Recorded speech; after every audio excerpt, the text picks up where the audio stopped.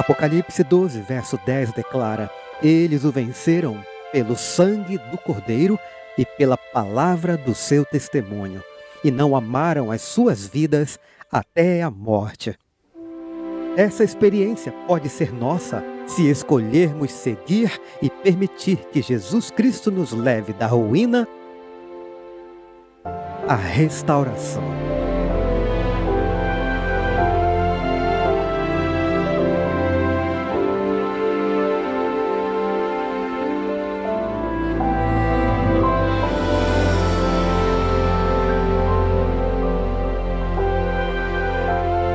Enquanto meus irmãos estavam fugindo das emoções e de toda a dor deles de um jeito totalmente destrutivo, o meu jeito era menos ruim, mas, sendo honesto, também não resolvia nada. A essa altura da vida deles, eu já estava num curso técnico estudando comunicação. Eu me interessei por produção de TV e vídeo, então comecei a trabalhar numa empresa de TV a cabo. Eu queria aprender a fazer televisão. Eu entrei como operador de fita, fui crescendo e virei cameraman, depois diretor. Logo eu estava escrevendo comerciais e produzindo, iluminando, editando e entregando o material. E eu estava crescendo naquilo que eu achava que faria pelo resto da minha vida, produção de mídia. Mal sabia eu que anos depois Deus me chamaria justamente para um ministério em mídia. Louvado seja Deus! Abri uma empresa com 2 amigos e aqui estamos nós no People's Choice Awards. Nós trabalhávamos em Los Angeles, Hollywood, tínhamos uma revista, Paparazzi Magazine, tirávamos fotos de celebridades. Eu tinha uma agência de publicidade, um negócio de cupons. Estávamos ganhando muito dinheiro. Muito bem, estávamos indo muito bem.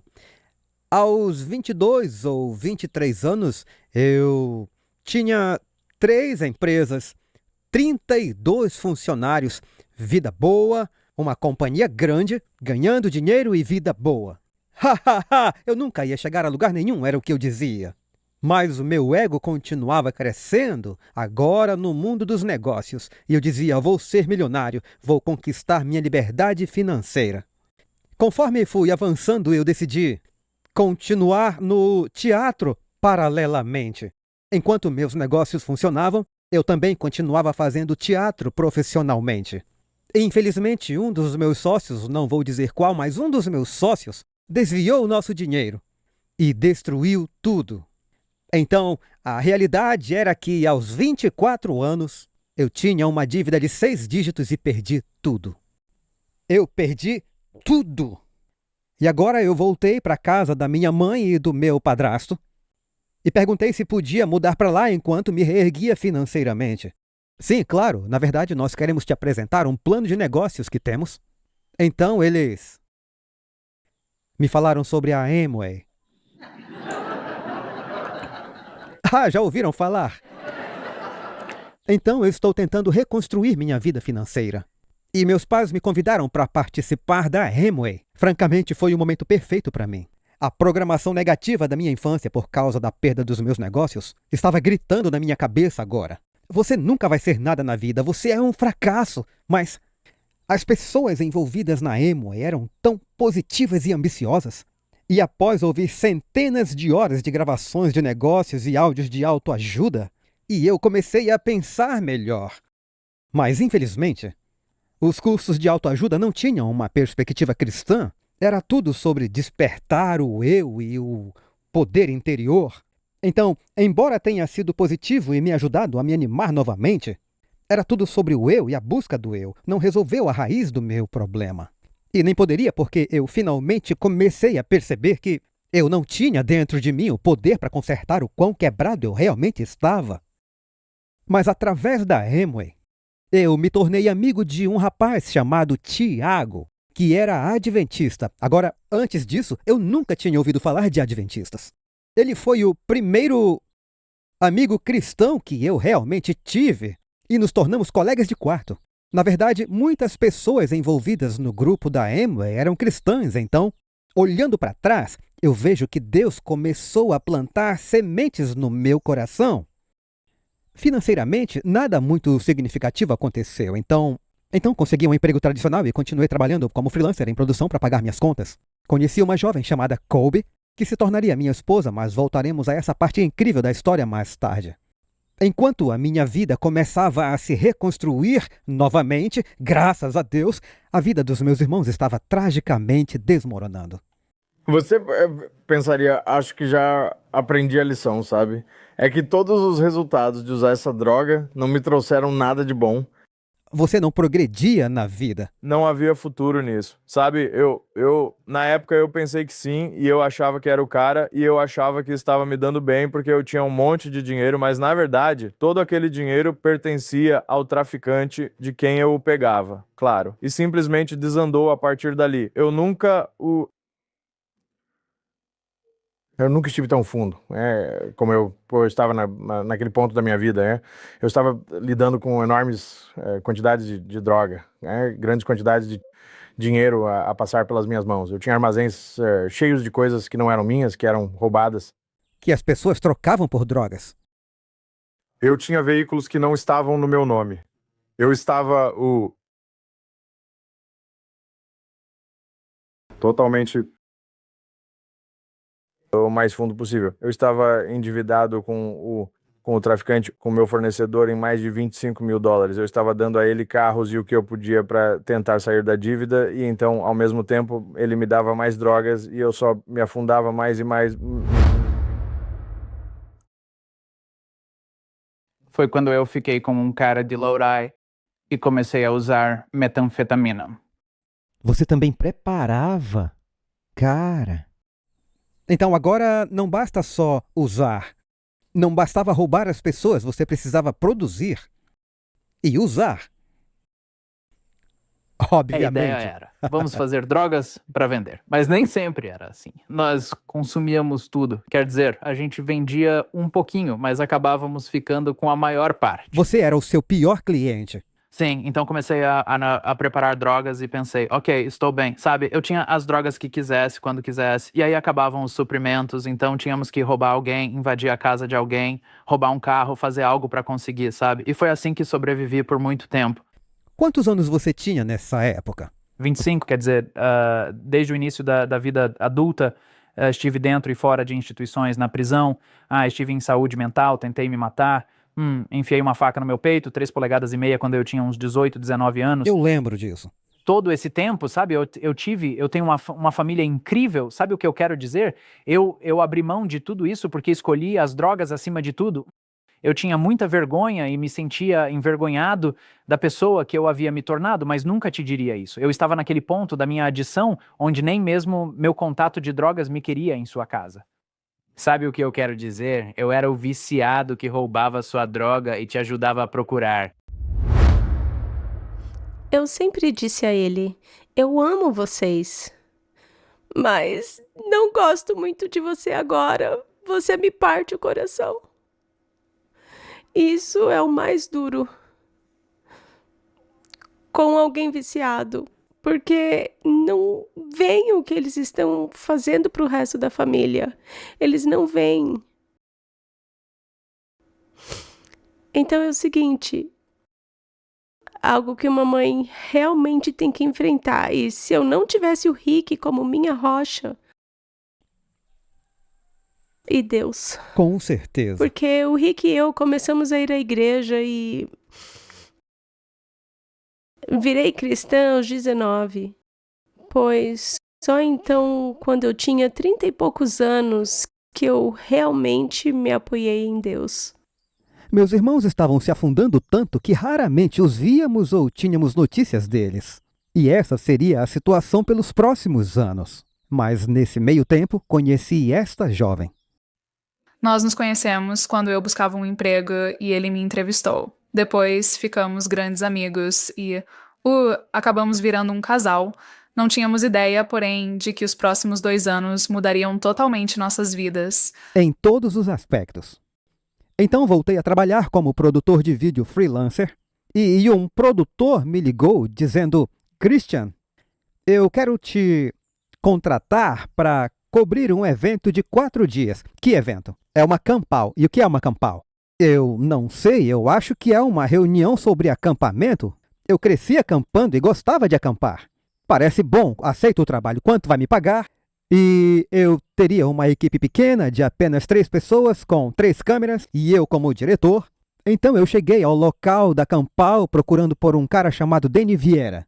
E eu finalmente o encontrei e disse: "Oi, Danny, eu sou o Chris. E eu estou aqui para montar o equipamento", e comecei a conversar com ele sobre as necessidades de câmera e posicionamento e talvez precisemos de uma câmera portátil para as demonstrações nas tendas ou o que quer que você vá fazer. E ele: "Do que você está falando, amigo?" Na minha cabeça, ia rolar uma demonstração de fogões de alta altitude ou algo assim. É um acampamento campestre, certo? Sobre o que é um acampamento? Para mim é acampar, então eu chego lá e vejo motorhomes, vejo pessoas em barracas. Eles estão o quê? Acampando, certo? Vejo mulheres de vestido com botas de caminhada. Aliás, uma grande violação da moda. Nunca tinha visto isso na minha vida. Tipo, que é isso? Então ele diz: "Não, não, não, não, não." Ele dá uma risadinha e diz: "Não, não, não, não, não, não. Não, não. Eu entendi o que você quer dizer, mas não. Aqui é um encontro religioso onde as pessoas acampam." Ah! Ótimo, eu pensei. O que eu pensei? Minha carreira de produtor está arruinada agora. Estou filmando encontros religiosos. Era isso que eu pensava. Não era o pensamento correto, mas era como eu pensava. Enquanto montávamos equipamento, eu só pensava: cara, eu não acredito nisso, sabe? Eu já havia trabalhado com esportes profissionais, com produção de comerciais, e agora eu aceitava qualquer trabalho que aparecesse. Eu me sentia como se eu estivesse me vendendo. Eu não estava impressionado nem muito animado com coisas cristãs.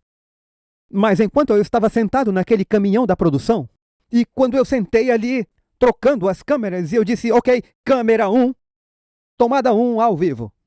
Então eu olhava para a câmera 2 e lá estava aquele homem pregando, e eu pensava: isso é até interessante. Não, não, foque no seu trabalho, não. Câmera 1, eu não queria ser puxado para dentro da transmissão. Então, o Danny subiu ao palco e começou a pregar. E eu realmente gostei de como o Danny pregava. Ele era um furacão.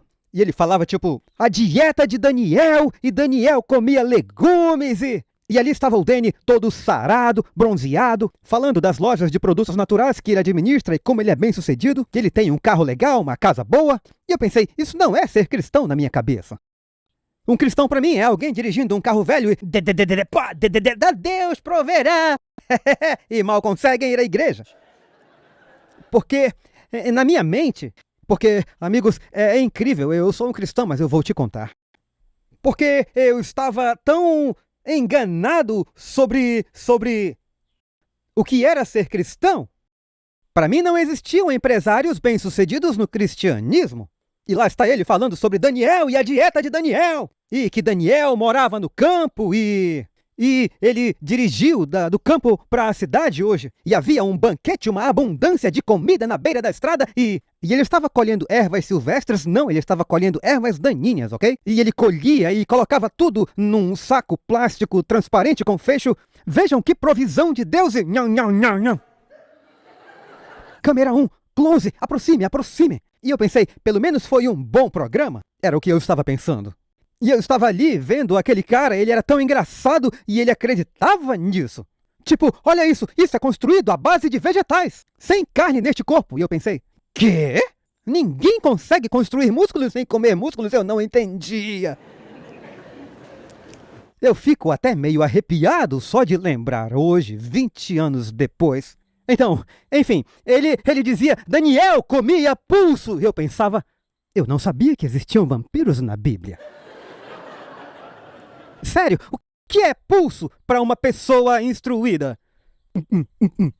Isso é pulso, certo? Não vegetais. Mas foi o que finalmente eu descobri. Daniel comia vegetais. Que bom, porque o Danny parecia bem para a idade dele. Eu pensei que ele estivesse comendo... enfim. Senhor, me traz de volta, Senhor, me traz de volta. Misericórdia. Ok. Então, eu estava ali ouvindo tudo isso. Você ali sentado e comendo ervas daninhas e dizendo a dieta de Daniel. E você comia. E eu pensava, esse cara está totalmente convencido disso. Ele entrou de cabeça. Me dê pulso, Milza. Era o que você dizia, me dê pulso, me dê pulso. E então, eu lembro de estar sentado lá e eu pensei, isso é interessante. E eu vim falar com você depois. Quem diria que, literalmente, 20 anos depois, eu seria uma parte ativa de ter trabalhado com você.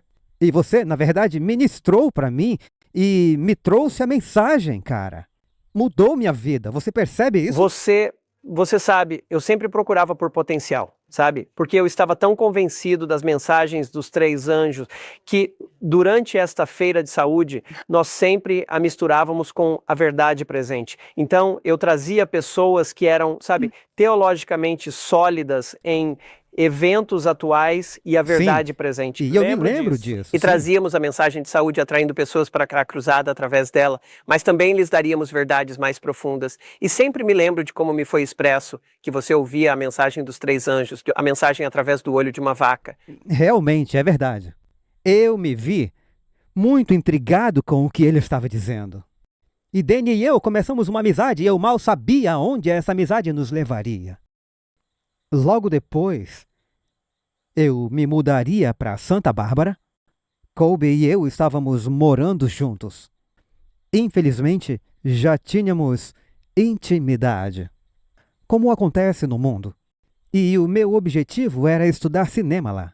Lá, minha carreira de produtor realmente começou a decolar. Eu comecei a trabalhar com a Nickelodeon, a ESPN e PBS. Produções de alta qualidade. Meu currículo cresceu. Emocionante. Eu adorava todas as produções das quais participei e eu e Colby engravidamos. Mudar para Santa Bárbara foi emocionante, sabe? Estávamos por nós mesmos avançando na relação. Nossas carreiras decolavam e a vida com Christian era muito boa.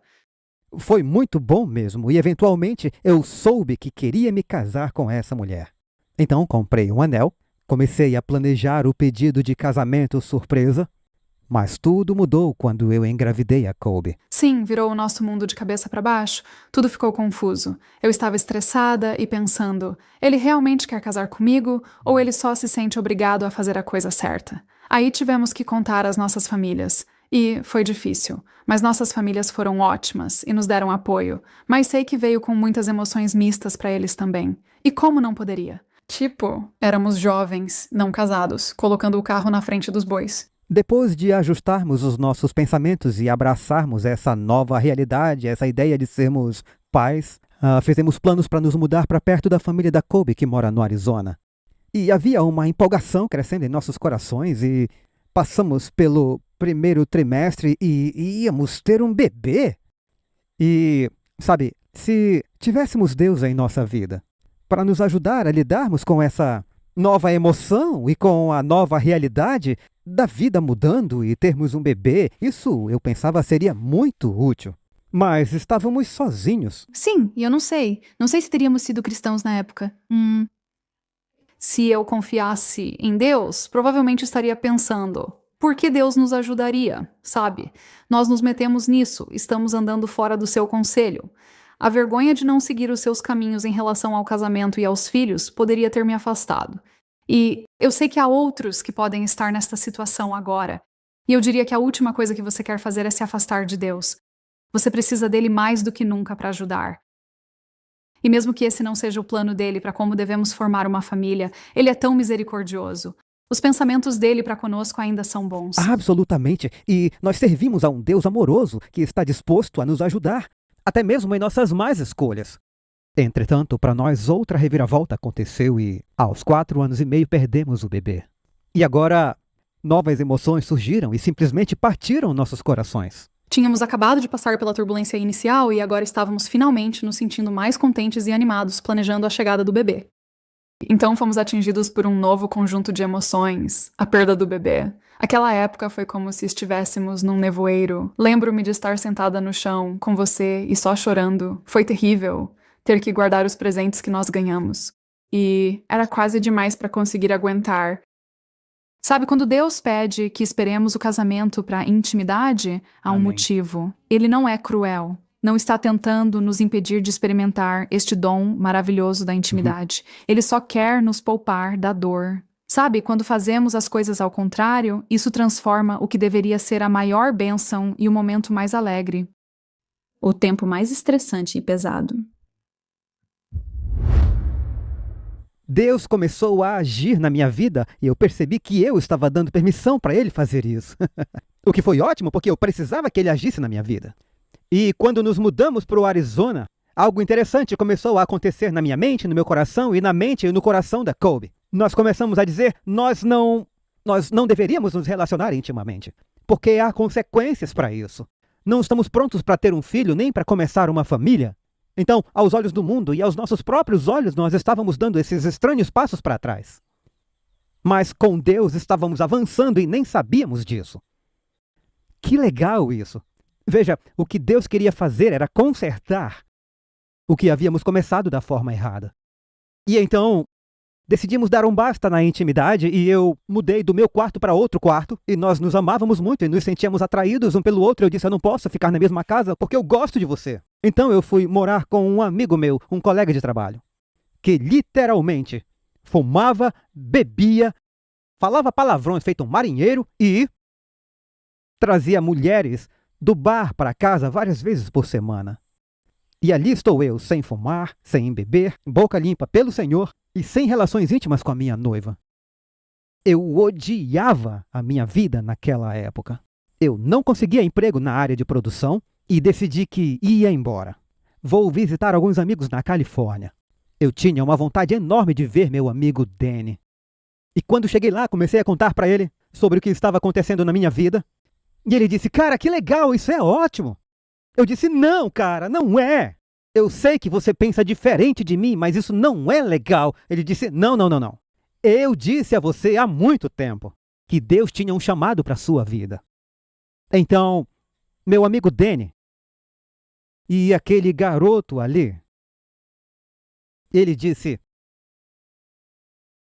eu usaria um cara como você no ministério. Eu disse, o quê? Ele, produção, design gráfico, diagramação, operações do escritório e coisas assim. Eu realmente poderia usar um cara como você. E eu disse, eu aceito o emprego. E naquele momento, amigos, Deus fez algo muito profundo por mim. De repente, na minha mente, eu comecei a recuar e pensei, não. Espera. Eu não vou trabalhar para ti, Deus. Espera um pouco. Você nem estava lá quando eu era criança. Por que eu trabalharia para você se você me deixou passar por tudo isso? E eu simplesmente... Shh. Eu disse que trabalharia para Deus, mas ele nunca trabalhou para mim. Essa era a minha perspectiva. E antes que eu percebesse, eu estava sentado lá e Deus me dizendo para ficar quieto. Eu não ouvi, mas eu senti, eu não sei como explicar. Tudo era novo para mim, mas foi só um shh. E antes que eu percebesse, eu estava sentado ali ouvindo. E ele diz, eu estava lá com você. Eu não pude te libertar porque você estava vivendo em um território ocupado. Eu entendia essas pequenas manobras militares porque o meu padrasto malvado, tudo que ele fazia era assistir filmes de guerra. E eu sentava lá e assistia por horas e horas e ele estava me dizendo na minha cabeça que a sua casa, a sua vida era território ocupado. Seus pais tinham escolhido o território inimigo. E eu não podia ir lá e te tirar de lá porque eu não era convidado. Mas eu podia, enquanto você estava sendo chicoteado, eu podia passar por isso com você. Quando seu irmão não conseguiu quebrar o seu braço, porque minha mão estava embaixo dele. E ele começou a me mostrar todas essas imagens. E sabe, amigos, eu soube naquele instante que era verdade. Eu sabia que era verdade. O Danny disse, sério, você aceita o trabalho? E tudo isso aconteceu num instante. E eu disse, sim, eu aceito o trabalho. E oramos e jejuamos por 3 dias seguidos. Ele disse, eu quero ter certeza de que é isso que Deus quer. Ele não estava convencido, mas eu sabia. Deus tinha acabado de me dar essa experiência. E eu disse, Deus me quer aqui. Mesmo assim, olhando para trás, eu disse, sim, eu vou começar a trabalhar para um ministério. Foi incrível como se deu. Amém? Era como se eu tivesse uma necessidade Porque eu vi seus talentos e eu era muito atraído por produção de vídeo e televisão e, sabe, rádio na época. E eu vi sua necessidade e era um nicho que eu precisava e naquela época você precisava do Senhor. Sim, E houve um laço que foi um encontro divino e só continuou a crescer. ele disse, eu vou te dar 90 dias de experiência. Aqueles 90 dias se tornaram 2 anos e meio de trabalho lá. Aprendi sobre a mensagem de saúde, eu estava gostando, e Deus operou uma série de milagres. Estudávamos todos os dias, estudávamos todo sábado. Eventualmente o Danny me batizou, olha eu com cara de discípulo. O Danny me batizou na piscina. Vejam, ele me disse, Christian, se você vai trabalhar comigo, eu tenho uma condição. Fazer pelo menos as devoções matinais comigo. E sementes foram sendo plantadas no primeiro sábado. Ele disse, é melhor você entender por que eu guardo o sábado. Então vamos estudar isso, tudo bem para você? Eu disse, sim amigo, eu estou aqui, vamos nessa. Estudamos sobre o sábado e eu disse, tudo que você crê está claro? Ele disse, sim. Eu acho que vou virar adventista. Ele disse, sim, vai. Porque ele disse, e é verdade amigos, se você dedicar tempo à palavra de Deus, pedindo que o Espírito Santo o ensine, sem ideias pré-concebidas, a coisa mais lógica é se tornar um adventista do 7º dia. É verdade! Vocês podem não entender isso, mas como convertido, eu entendi. Eu comecei um relacionamento com Jesus, entreguei meu coração a Ele. Ele começou a curar meu coração, começou a tirar a dor da minha vida, começou a limpar meus pensamentos. Ele me ajudou a começar a entender que existe uma saída para todas essas emoções. Existe uma maneira de eu renovar a tua mente, Christian. E tudo o que eu precisava era da minha mente renovada, amigos. E ele começou a realizar uma espécie de cirurgia. E toda aquela bagagem emocional começou a sair da minha vida. Eu procurava há tanto tempo por algo que me libertasse e preenchesse esse vazio dentro de mim. Eu tentei preencher de todo jeito, mas sem sucesso, atuando, dançando, cantando, popularidade, dinheiro, relacionamentos e por aí vai. Procurei em todos os lugares, menos em Deus, se é que ele existia. Francamente, eu não queria que fosse Deus. Eu pensava, eu posso resolver tudo sozinho, eu não precisava dele. Era a única coisa que eu nunca havia tentado. Após anos do Senhor me chamando, através de muitas intervenções e inúmeras sementes plantadas, eu finalmente abri a mente, peguei minha Bíblia e comecei a ler. E comecei a orar.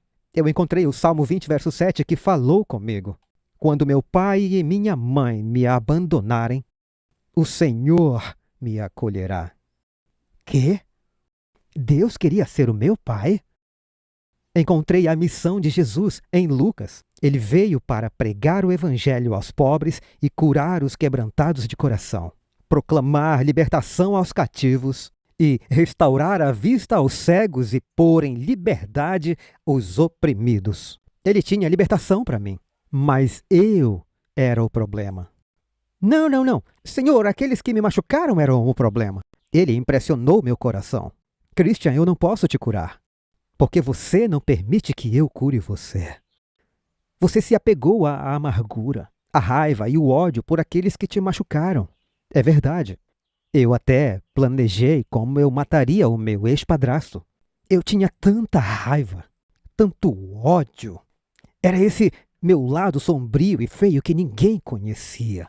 Às vezes eu simplesmente me deixava levar pela dor e pela escuridão, o que só intensificava. Eu mantinha a mágoa viva. Deus disse, eu posso te ajudar, Christian. Eu vou te libertar. Mas eu não posso e não vou fazer isso à força. Você tem que me entregar. Mesmo que por fora tudo parecesse bem, era aqui, no fundo da minha alma, que eu precisava mudar. Finalmente eu quebrei e esse cativeiro precisava ser libertado. Meu coração partido precisava ser curado e, como uma criança ferida, eu precisava ser libertado. Eu comecei a orar como nunca antes, contando a Jesus coisas que nunca haviam chegado aos ouvidos de ninguém. Eu precisava dessa liberdade, da dor e da vergonha, de tantos segredos. Eles estavam me matando por dentro como um câncer satânico, lento e insidioso. Finalmente encontrei a resposta. Um relacionamento que entrega a vida. Um relacionamento que transforma a vida com Deus. Era de Deus que eu precisava. Eu encontrei o meu Pai no céu, que me amou desde o ventre da minha mãe. Eu encontrei o meu Salvador Jesus Cristo, que me amou tanto que morreu para me salvar.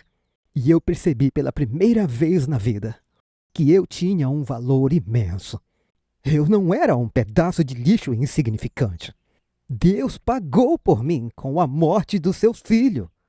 O presente mais caro já dado por alguém. Eu estava quebrado e Deus começou a me curar. E eu me agarrava à minha Bíblia como se fosse uma tábua de salvação, e realmente era. Então encontrei a minha passagem bíblica. Vinde a mim, todos os que estáis cansados e sobrecarregados, e eu vos aliviarei. Tomai sobre vós o meu jugo e aprendei de mim, porque sou manso e humilde de coração, e encontrareis descanso para as vossas almas, porque meu jugo é suave e meu fardo é leve. Eu vinha sofrendo sob o peso da minha infância e do pecado em minha vida por minhas próprias escolhas. Eu estava sobrecarregado. Eu precisava de descanso para minha mente, minhas emoções, então eu me ajoelhei e comecei a reconhecer e confessar meus pecados, pedindo perdão pelo que eu havia feito. Eu havia ofendido outras pessoas. Eu havia maltratado meus irmãos. Eu menti e guardei todos esses segredos. Eu precisava de um Salvador. E o peso da culpa e da vergonha começaram a ser tirados dos meus ombros. Eu havia encontrado a resposta. Estava encontrando o descanso, estava me tornando um novo homem em Cristo.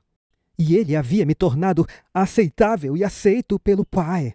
Eu fui perdoado e liberto dos meus pecados. Mas e aqueles que magoaram a mim e minha família? Aprender a perdoar os outros. Isso viria com o tempo. Mas Deus foi paciente comigo. Ainda é. E Ele nunca desistiu de mim. E Ele nunca me dá mais do que eu posso suportar em cada etapa do crescimento. Então me dei conta. Deus não nos vê como fracassados. Ele nos vê como aprendizes. Ele nos vê como crianças aprendendo. O perdão estava no meu futuro.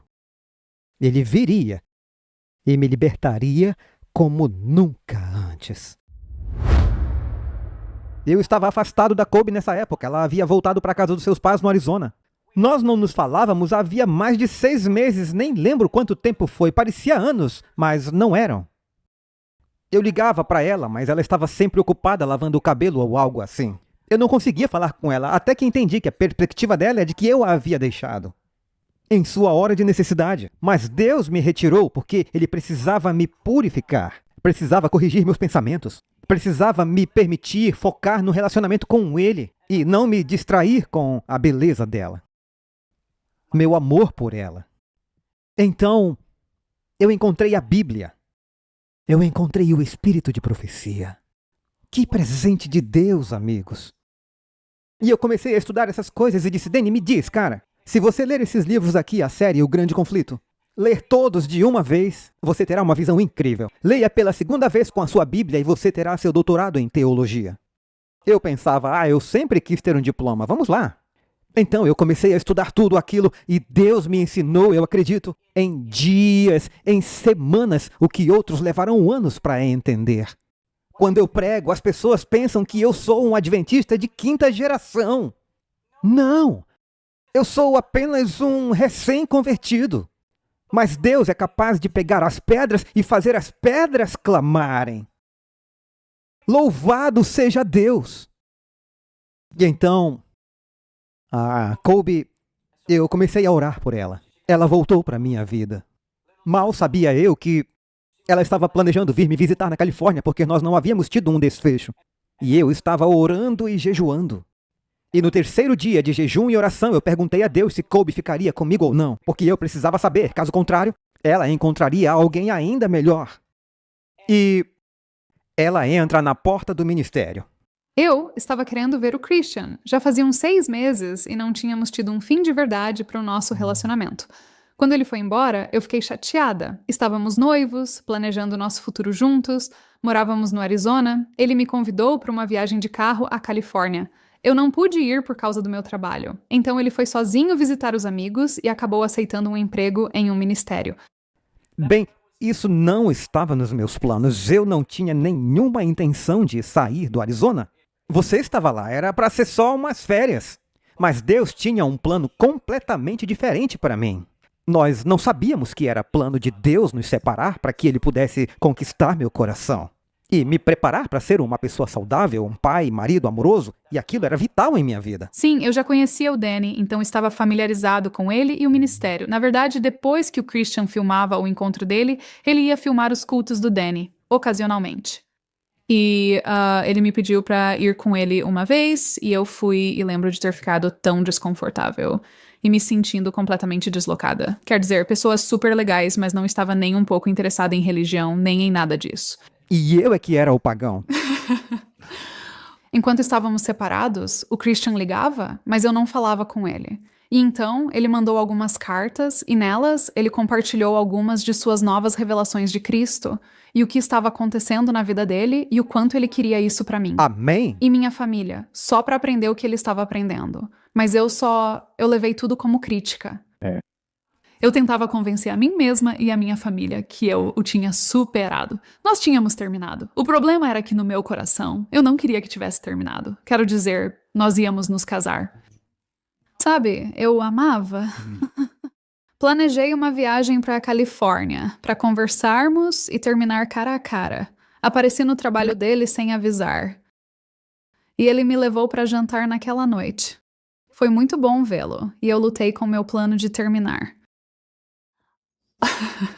No fim de tudo, eu não via mais como aquilo poderia dar certo.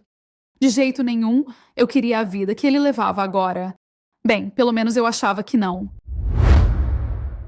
Eu a levei para jantar naquela noite e Deus me impressionou. Diga a ela o que você quer da vida. Senhor, ela acabou de chegar, eu não quero dizer isso para ela. Ela é uma garota mundana, ela não vai entender, isso só vai afastá-la. Eu dizendo para Deus sobre a péssima ideia dele aqui. Porque ela está sentada ali na minha frente e ela está tão bonita e eu gosto dela. E ela está aqui, mas nós estamos em extremos totalmente opostos agora. Então eu estava aprendendo a ouvir a Deus e disse a ela: muita coisa mudou na minha vida e eu não me importo com carros caros, casas grandes e contas bancárias recheadas.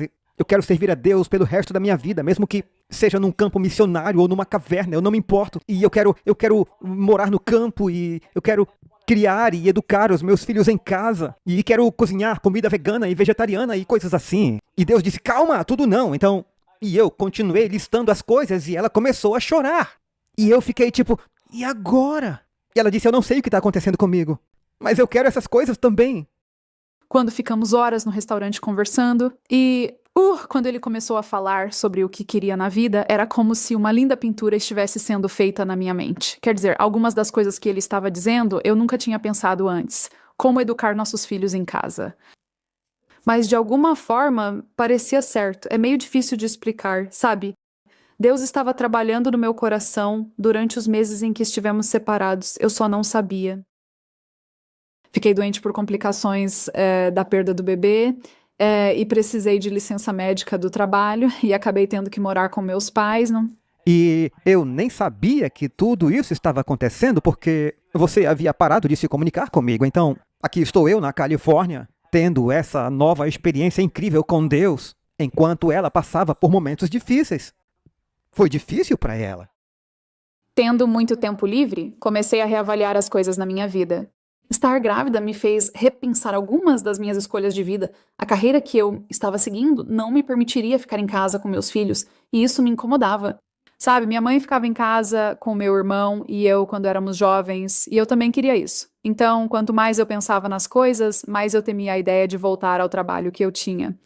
O dinheiro e o status não eram mais tão importantes para mim quanto a ideia de ter uma boa vida familiar.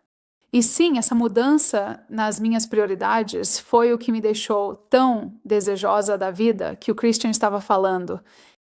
E além disso, estou vendo o homem que eu já amava com uma vulnerabilidade que eu nunca tinha visto nele antes. Quando ele compartilhava as histórias da infância, nunca se abriu o suficiente para revelar que ainda estava quebrado por dentro. É verdade. Ele sempre me garantia que já havia se curado e que estava mais forte por isso. Eu estou bem. Não, eu estou ótimo. Mas agora, ali sentado, sabe, ele estava diferente. Estava mais calmo e em paz. Era como se tudo o que eu amava nele ainda estivesse lá, mas num pacote mais inteiro e saudável. Amém. Eu não fazia ideia de que Deus estava trabalhando no coração dela. Então, a coisa mais natural era eu começar a falar sobre o Jesus que eu havia encontrado. E ela perguntava, quem é você, cara? Você tá tão diferente. Eu tinha sido libertado, amigos. Eu era tão fechado, mas agora eu podia amar livremente. Eu podia me expressar de maneiras que eu não conseguia antes. Eu era cativo, mas agora eu tinha sido libertado. E eu comecei a falar sobre o meu Jesus, não o Jesus de que você ouviu falar, mas esse Jesus. E nós começamos a estudar o caminho a Cristo. Eu enviei para ela junto com o desejado. Eu nem sabia que isso se chamava testemunhar. Amém!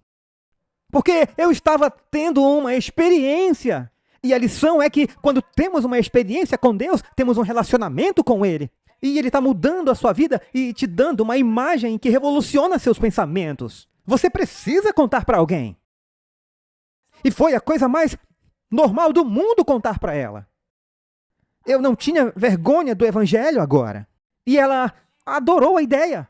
E ela voltou para casa e estávamos conversando no telefone quando o pai dela disse, eu não quero que você se encontre com esse cara. Meu pai não gostou que eu fosse para Califórnia de início, então quando voltei e eu e o Christian voltamos a conversar, ele não ficou feliz.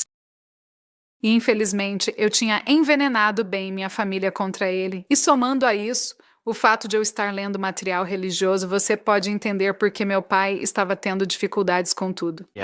Christian e eu estávamos, conversando quase toda noite agora, discutindo as coisas que eu estava lendo. Era um tempo emocionante e precioso para mim. Para mim também. Ah, sim, você me deu Caminho a Cristo e o Desejado de Todas as Nações, 2 livros que abriram meu coração ao Senhor e sua palavra. Eles me mostraram um Jesus que eu nunca tinha visto ou ouvido. E sabe, durante esse tempo em que estávamos nos reconciliando, era importante para mim reconstruir o relacionamento com a família da Colby pessoalmente. Então, eu fui até o Arizona para que nós pudéssemos conversar uns com os outros. Isso foi fundamental para reconstruir a confiança ao longo do tempo. E aquilo foi importante porque eu amava seus pais e queria reconstruir esse relacionamento. Logo depois, Colby se mudou para a Califórnia e começamos a estudar a Bíblia juntos e os nossos corações foram se aproximando. Quanto mais nos aproximávamos de Cristo, mais nos aproximávamos como nunca antes. Foi muito bonito. Eu entreguei meu coração ao Senhor. Amém. E Christian me guiou na primeira oração a Jesus como meu Senhor e Salvador. Amém. Logo depois ele me pediu em casamento. Pela segunda vez. Nós éramos os 2 cristãos, estávamos apaixonados, estávamos noivos de novo e planejando nosso casamento. Ele nos tinha perdoado, ele nos tinha purificado e nos tinha renovado. E ele foi a base em que nosso casamento se fundou. Amém. Ela entregou seu coração a Jesus. Eu pude guiar a mulher que seria minha esposa em sua oração de arrependimento. Uau! Isso é muito bom. É muito bom. E então, nós nos casamos 6 meses depois. Casamos. Poderiam fazer aquele... obrigado. Ai, ai, ai. Veja como éramos jovens, querida. Que bom que fizemos todas aquelas cirurgias plásticas. Infelizmente, eu saí de lá. Danny e eu brigamos. E eu tive que sair. Infelizmente, eu saí e, eventualmente, não foi uma despedida feliz. Estávamos nos desentendendo e tendo alguns problemas. E isso era porque nós éramos só 2 caras aprendendo a como nos tornar cristãos e a nos entregar, certo? Eu pensei nisso como virar a página. De seguir em frente. Deus tem mais para cada um de nós. Eu vi e eu sempre soube que Deus ia, eventualmente te levar ao seu próprio ministério. E eu nunca percebi isso. Eu percebi. Isso é incrível. Eu sempre percebi isso e disse, sabe, eu vou acabar perdendo. Eu via que você amava a mídia e amava cantar e você estava crescendo nisso, aquele maná moderno na época, que você estava sendo cada vez mais atraído e eu sabia que o objetivo final era o seu próprio ministério. Uau, isso é incrível. Ok, meio que... Você apostou tão alto. E quando você diz do seu ponto de vista que estávamos meio que batendo de frente?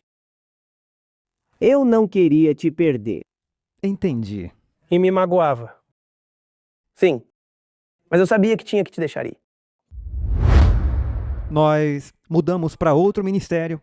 Eu trabalhei no Ministério de TV por cerca de 3 anos. Eles produziam centenas de horas de programação evangelística. Nessa época, minha mãe e meu padrasto frequentavam a igreja regularmente e haviam encontrado o Senhor entregando seus corações a Cristo, embora minha mãe se considerasse cristã quando era jovem, mas ela só se tornou uma cristã praticante muito mais tarde na vida. E eles foram bons exemplos para nós, envolveram-se com o Exército da Salvação e com problemas de reabilitação de drogas por influência dos meus irmãos, e suas vidas se tornaram uma vida de ministério e serviço, o que sempre tocou o meu coração. Infelizmente, comecei a me tornar muito excessiva e perigosamente conservador.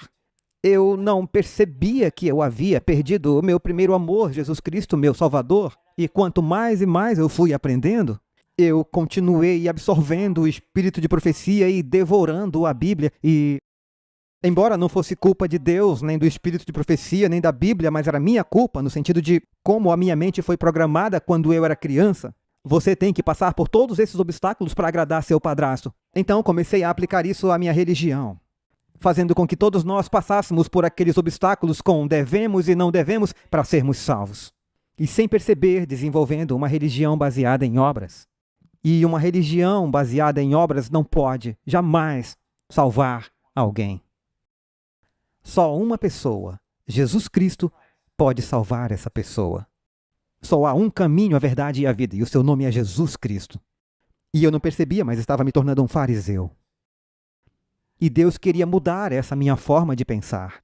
E o que ele precisava fazer era me tirar de trás das câmeras e da sala de edição, da sala de controle, e me colocar no meio das pessoas. E me mostrar que, sim, é importante transmitir, sim, é importante participar de projetos de mídia, mas é importante estar face a face com as pessoas. É importante estar onde elas estão, pessoalmente. Então, um pequeno grupo me ligou dizendo, Christian, gostaríamos que você viesse à nossa campal para cantar, pregar. Eu tinha feito algumas músicas especiais, um pouco na minha experiência cristã. Um dia o Danny me ouviu cantando e disse, cara, você devia cantar. Tá aqui uma música cristã, escute, Busquem a Jesus. Eu comecei a cantar aquela música e foi a única música que eu cantei em todos os lugares que o Danny pregava. E eu fiquei conhecido como o cara do Busquem a Jesus. Eu cantava a minha única música especial. Eu comecei a aprender músicas novas e as pessoas me perguntavam, você tem um álbum? Não, eu sou o cara da música especial, eu não tenho um álbum. Eu não tinha me dado conta de que eu poderia fazer isso, porque meu trabalho era estar aqui na produção. E eu havia deixado para trás essa vida antiga, essa vida no palco, a vida de cantar, dançar e atuar. Eu não queria ir para frente e ficar arrogante de novo, eu tinha medo disso. Então, o que eu via na minha mente é que se eu fosse para o palco, seria sobre mim de novo. Eu havia aprendido que o cristianismo não é sobre mim, é sobre ele, e o nome dele é Jesus, certo? Então, eu precisava de uma metodologia se Deus fosse me usar para algum propósito, algo que funcionasse, que eu pudesse ministrar para ele. E ter algo que mantivesse a minha posição, o meu relacionamento correto com ele. Então eu concordei em ir àquela campal. E lá eu preguei sobre os perigos da TV. Como eu havia trabalhado com isso, preparei meu primeiro sermão sobre os perigos da TV. E eu fiz o meu esboço falando sobre shows, mas eu nunca havia ido a um show cristão, nem sabia o que faziam em shows cristãos, mas eu simplesmente montei meu esboço. E quando eu cheguei na casa dos meus anfitriões e fui pegar minhas anotações para revisar o meu sermão sobre o show, porque eu estava apavorado. Eu não queria fazer isso, mas eu estava disposto, então eu fui pegá-las e percebi que as tinha deixado no bolso do assento do avião. Eu não tinha minhas anotações. Liguei para minha esposa em pânico e disse, Amor, esqueci as minhas anotações no encosto do assento do avião. Você pode me enviar uma cópia porque eu tenho cópias? Ela não conseguiu encontrar. Os anjos devem ter deletado, porque Deus tinha um plano. Peguei o laptop que eu estava usando, onde tinha o espírito de profecia instalado, e encontrei a primeira visão de Ellen White. E enquanto eu lia essa visão, Deus disse, pegue essa música, coloque aqui, essa ali. E em 35 minutos, nasceu um programa pelo qual sou conhecido mundialmente hoje, chamado Uma Visão do Céu. E Deus me mostrou um caminho para que eu pudesse agora cantar e ler o espírito de profecia, e que não seria sobre mim, e ainda ajudar a elevar o povo de Deus à sala do trono, ao céu. Eu pensei, ok, eu posso fazer isso, e não será sobre mim. Eu preciso voltar um pouco antes de entrarmos em mais detalhes sobre o ministério. Um dia depois de decidirmos atender ao chamado para nos mudarmos e trabalharmos no Kansas, Colby teve um pressentimento. Enquanto eu trabalhava, ela entrou no meu escritório e você disse... Meus parabéns, paizinho. Amém. E eu coloquei um Papai. teste de gravidez positivo na mesa dele e soubemos que teríamos um bebê. Ficar grávida naquele momento era algo incrível. Éramos cristãos, éramos casados, estava tudo bem. Só emoções boas pra mim dessa vez. Deus abençoou. Quer dizer, finalmente seríamos pais. Amém. E eu ia virar pai. E eu estava cheio daqueles sentimentos de empolgação e gratidão, mas eles lutavam contra alguns medos e algumas inadequações no meu coração, e eu estava preocupado. Eu não sabia que tipo de pai eu seria. Eu não tinha modelos saudáveis, mas eu queria muito isso. Eu queria quebrar o ciclo de sofrimento e negligência e abuso. Eu queria que o Senhor tomasse o meu coração para que eu pudesse criar meu filho para Ele. Eu fiquei muito empolgado. Eu ia ser papai. Nós desejávamos tanto criar nosso filho para Jesus. E nós mergulhamos na Bíblia e nos escritos inspirados e apenas perguntando, sabe, Senhor, como o Senhor gostaria que nós criássemos teu filho? Tyler nasceu e nossos corações foram conquistados. Aqui está uma nova vida que poderíamos criar para Deus, o primeiro fruto de nossas novas vidas cristãs. E ele era um garotinho tão engraçado e tão divertido. E então, quase exatamente 2 anos depois, Michael, o nosso segundo filho, nasceu. E agora a nossa família estava completa. Colby estava completamente entregue à maternidade e fazendo isso com graça. Meu coração se voltou para os meus filhos. O Tyler amava ser o irmão mais velho, enquanto Micah era o seu bebê. E aqui temos essa pequena e saudável família cristã. Que bênção, que milagre de Deus. Sim. E além de sermos abençoados com nossos 2 filhos, quando o Michael tinha cerca de 6 meses, algo mais nasceu. Um novo ministério. Sim. Isso sim que muda a vida. Uma criança, um bebê e um novo ministério. Não, sem brincadeira, eu nunca imaginei que Deus me daria o início de um ministério público. Eu estava satisfeito de trabalhar nos bastidores e ficaria lá para sempre. E eu disse, Deus, se é isso mesmo que queres que eu faça, então o Senhor precisa abrir as portas e fazer o telefone tocar, porque eu estou disposto, mas eu não quero ficar ligando por aí, dizendo, olá, eu sou o Christian, eu posso ir na sua igreja, cantar e pregar. Não estou dizendo que você deva fazer assim, mas foi isso que nós fizemos. E Deus abençoou. O telefone começou a tocar e não parou de tocar desde o final de 1999. Glórias a Deus! Nós atendemos o chamado do pastor, atraindo o nosso coração. E fomos aonde quer que ele abrisse as portas. Eventualmente, o Senhor nos guiou a nomear o nosso ministério de o chamado do pastor, ou seja, Jesus, o pastor, chamando os corações do povo de Deus através de mensagens diretas e música sacra. Queríamos que nossas produções fossem expressamente centradas em Cristo. Era realmente um tríplice ministério que estava se formando. Sim, por mais de 1 ano, Christian trabalhou em tempo integral para o único ministério onde estávamos e, nos fins de semana, ministrava para o Shepherd's Call. E então, o Senhor nos chamou para dar um passo de fé e abraçar o serviço em tempo integral para Ele em nosso próprio ministério.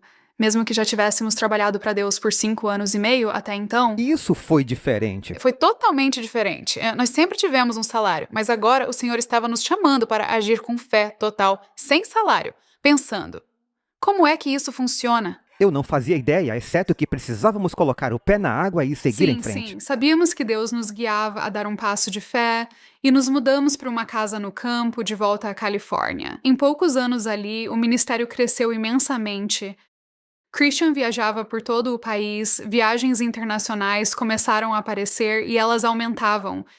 E ele ficava muito tempo fora. Foi muito difícil. Sim, era demais e sabíamos que algo devia mudar. Não é que Deus estivesse nos chamando para tanta atividade, é que eu tinha dificuldade em dizer não. Aceitávamos muitos compromissos. Mas, sabe, não queríamos o papai salvando o mundo, mas nesse processo, perder os filhos. Começamos a orar sobre o que o Senhor desejava que fizéssemos e fomos inspirados a vender praticamente tudo o que possuíamos. Em outro momento interessante, Sim, compramos um motorhome e ministramos juntos como família pelo país. Foi um pouco assustador, sabe, o processo. Mas quando olho para trás, foi emocionante e foi cheio de memórias que nos durarão para sempre. Era exatamente o que precisávamos para a nossa família. foi o que deu certo para nós. E foi exatamente o que precisávamos para o ministério, porque se tornou nosso ministério. E estávamos fazendo aquilo juntos. Foi uma experiência que nos uniu como família. E, pessoalmente, eu havia reencontrado Jesus.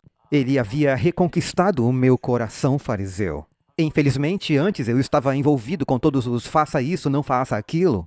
E, basicamente, aquele monte de faça e não faça ofuscou ou eclipsou a minha visão de Jesus. Sim, você tinha começado a compartilhar seu testemunho pela primeira vez enquanto estávamos na estrada e ficamos simplesmente impressionados com quantas pessoas tinham histórias semelhantes. E, sabe, precisamos falar sobre essas coisas e encorajar as pessoas a procurar a ajuda de que precisam. Mulheres vinham e compartilhavam comigo suas histórias traumáticas e, sabe, meu coração foi tocado e eu compartilhava com elas um pouco da minha história, encorajando-as a superar, sabe, qualquer dor que estivessem enfrentando. E eu conseguia me identificar com elas porque quando eu era adolescente fui vítima de estupro em um encontro. Definitivamente um dos eventos mais traumáticos da minha vida. Meu melhor amigo de infância era vários anos mais velho que eu, e quando éramos pequenos isso não importava muito, mas na adolescência importou. Há uma grande diferença na maturidade emocional entre 15 e 18. Ah, sim, com certeza. Sim, quer dizer, eu não pensava assim na época. Eu nos via como iguais e na amizade éramos, mas o que me causou problemas foi nas nossas interações sociais. Todos, até os homens, eram bem mais velhos que eu. Às vezes, quando somos jovens, nos colocamos em situações perigosas, ou pelo menos em circunstâncias mais adultas, para sermos aceitos ou para sermos legais, e eu fiz o mesmo. Eu, sabe, ia a festas onde havia bebida e loucura acontecendo, e mesmo que eu não bebesse e não participasse de toda a loucura, eu estava lá e eu nunca deveria ter estado. E infelizmente para mim, sabe, pensando que eu era maduro o suficiente e que podia me virar, eu me meti numa situação da qual não consegui sair e o pior aconteceu. Sabe, apesar da bagagem que eu e o Christian trouxemos para o nosso relacionamento, por Deus, pudemos ter uma vida linda e um casamento maravilhoso.